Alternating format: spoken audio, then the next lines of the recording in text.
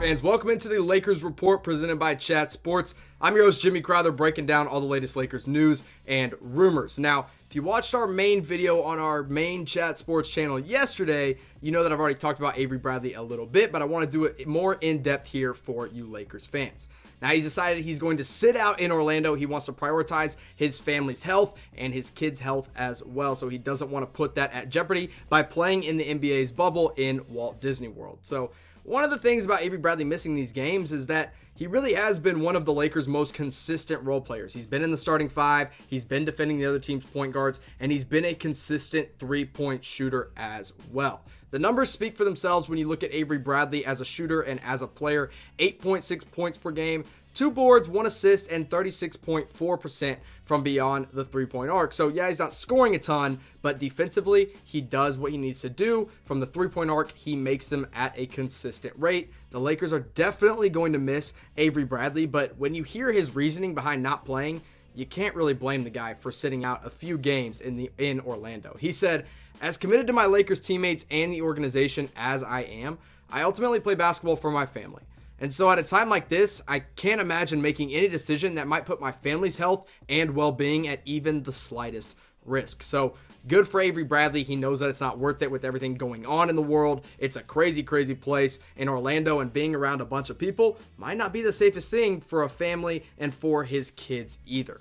So now the Lakers starting five is going to look a little bit different. And originally on this channel, I went ahead and put Kyle Kuzma in the starting five. And then I thought about it, and I did a little bit more digging on how the Lakers actually play, and I was like, Kyle Kuzma in the starting five makes no sense. So who did I put in instead? Kentavious Caldwell-Pope. So the new starting five for the Lakers, I think, is going to look something like this. LeBron James and Danny Green, that's your backcourt. That's pretty normal. LeBron's handling the ball. Danny Green's making corner threes. Then you put in KCP along with AD and JaVale McGee. And KCP gives you a lot of what Avery Bradley could do, minus maybe some of the ball handling skills. Avery Bradley is a little bit better of a playmaker in that area, but KCP is a better three-point shooter. Because when you look at the top 5 three-point shooters for the Lakers this year, KCP has been the most accurate. 39.4% from beyond the three-point arc for Kentavious Caldwell-Pope, followed by Quinn Cook, who hasn't really played a whole lot, but he's shooting 37.9%. Followed closely by Danny Green, who's been good at 37.8%, and then Avery Bradley. So he's still in the top 5. You're still going to miss him as a shooter at 36.4%. And then, of course, Alex Caruso, who I expect to have a much bigger role on this Lakers team now that Avery Bradley is out, shooting at 35.5% from 3. So now, Laker fans, here's the question. I give you my starting 5, but I want to ask you guys, the guys that watch the people that watch the Lakers every single day, who do you think the Lakers starting 5 is going to be? Who do you think is going to be in there? Who do you think replaces Avery Bradley? Let me know down in the comment section below. I want you to go from point guard all the way down to that center position. Let me know the new starting 5 in LA when the NBA season returns in Orlando. Now, listen, 4th of July is coming up, and I want you guys to have all the Lakers 4th of July gear you can find. So thanks to our friends over at Fanatics, they're hooking you up. Chatsports.com/Lakers4th is giving you up to 20% off all patriotic Los Angeles Lakers gear. It ships in 3 business days. So if you order today, you're going to get it just in time for the 4th of July, but you got to hurry. Make sure you go check out that deal over at Fanatics. You're going to want to get it now. Chatsports.com/Lakers4th. Again, that's up to 20% off all Lakers patriotic gear. Now, as a replacement for Avery Bradley, yeah, I've got KCP in the starting 5, but what about on the roster? Because the Lakers do have an open roster spot now that AB has decided to go ahead and sit out. Well, J.R. Smith has quickly emerged as that top target.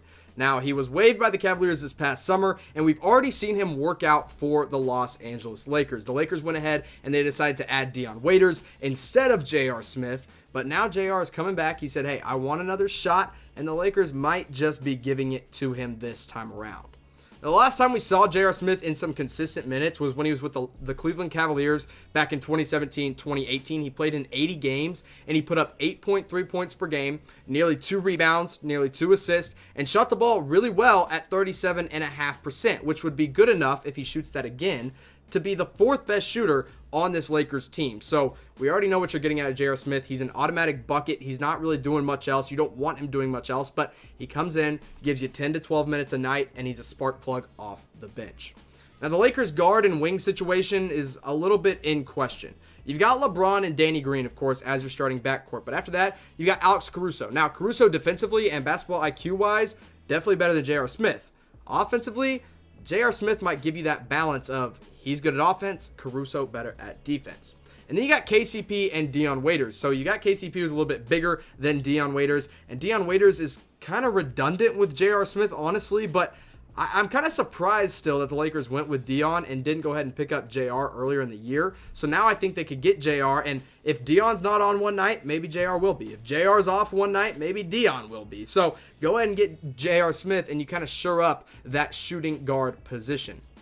Now, one of the things about Dion Waiters and adding J.R. Smith is that you've already got two guys on the roster who aren't really accustomed to this Lakers offense and defense and whole system quite yet in Markieff Morris and Dion Waiters, because they're both guys that they added near the back half of the season. Markieff Morris this year, most of the time with the Pistons, a little bit with the Lakers, has played in 52 games. He's put up 10 points per game and 4 boards. And really what he's done best this year as a whole is putting up the 3 ball at 38.6%. Now, Dion Waiters, on the other hand, has only played in 3 games, all with the Miami Heat. He put up 9 points and 4 boards in those 3 games, and shot better than 47%. Now, limited sample size, 3-point percentage is super misleading, but when you've got two guys that you've already got to incorporate into the system, it's going to be tough to incorporate a third in J.R. Smith, but hopefully they can all get accustomed very, very quickly. Now, the question is, J.R. Smith could be the guy to replace Avery Bradley. Who do you want the Lakers to pick up now with that open roster spot? Let me know in the comment section below. We've mentioned J.R. Smith. I'm going to mention another guy here in just a second. Maybe there's a guy that you haven't seen that you want, hasn't been thrown out there, like a Gerald Green maybe, that could make some sense on this Lakers roster. Whoever you think it might be, let me know in the comment section below, because we love interacting with you guys on this Lakers channel. Now, one more reminder that the 4th of July is coming up, so you're going to want to go to chatsports.com/LakersFourth. Get up to 20% off all Lakers patriotic gear. Ships in 3 business days. Celebrate the 4th of July right. You're going to be barbecuing out in the back with your family. You're going to want to sport your Lakers gear. Now, let's talk about this guy. I didn't talk about this on the main channel. This is just for you Lakers fans only. Nick Young, Swaggy P, could he be headed back to Los Angeles? Last time we saw him in the NBA was when he played in 4 games for the Denver Nuggets in 2018-2019. Last time we saw him consistently was when he played in 80 games for the Golden State Warriors in 2017-2018. Now, remember, of course, before that, he was with the Los Angeles Lakers already from the 2013 season all the way up until the end of 2017. And he's been pretty good since he was with the Lakers. Or, excuse me, when he was with the Lakers, he was pretty good. Then he was with the Warriors, and he was pretty good. And then he played for Denver, and he was But when we saw him in those consistent games, consistent minutes with the Warriors, he was putting up 7.3 points per game and shooting nearly 40% from 3, 37.7 to be exact. And that was in 80 games. So we got a really big sample size from Nick Young. He was playing about 15 minutes per game with the Warriors. So I liked what I saw out of him. Maybe he's ready to go. And the reason this is all coming about is because Nick Young responded to Adrian Wojnarowski's Instagram post about Avery Bradley going down, and he said, quote, "I'm ready." As in, I'm ready to play. I'm ready to put on that Lakers uniform and be back in the NBA. But which free agent of these two guys that we're talking about right now would you rather sign? J.R. Smith or Swaggy P? Now, we've seen more consistently minutes from J.R. Smith more recently, but Swaggy P is also pretty good with the Warriors, so who do you want? Let me know in the comment section below. And of course, Swaggy P has already been with the Lakers. He knows the Lakers organization. He knows Los Angeles. Now, if you want to know who signs and right when he signs, you're going to want to subscribe to the Lakers Report today. We're continuing to grow. We're trying to hit 15,000 subscribers. We are almost there. We thank all of you guys for subscribing and watching our videos every single day. It means the world to us. Keep supporting us and keep hitting that big red subscribe button. Now, to give you a more accurate picture side by side what these two guys bring, I want to put up their career stats next to each other. J.R. Smith for his career has averaged 12.5 points per game, 3 boards, 2 assists, and shot better than 37% from 3 and 41.9% from the field. Now, Nick Young, on the other hand, so when you combine his minutes in Philadelphia, in Los Angeles, of course in Golden State, and even those 4 games in Denver, he's averaged 11.4 points per game and 2 boards, nearly almost identical numbers. I mean, basically everything is the exact same, except Nick Young's not scoring quite as much, not rebounding quite as much, but he's been a little bit better of a 3-point percentage shooter for his career, So which one would you rather have, JR or Nick Young? The numbers for their career, pretty similar, and they're both at similar stages in their career as well. Now, over the past 4 years, we've kind of seen something pretty consistent with Nick Young. and it's that three-point percentage. In Denver, although it was just 4 games, he put up 37% from 3. In Golden State, he was shooting 37.7% from 3. The year before that was probably his best year with the Lakers, where he shot 40.4% from 3.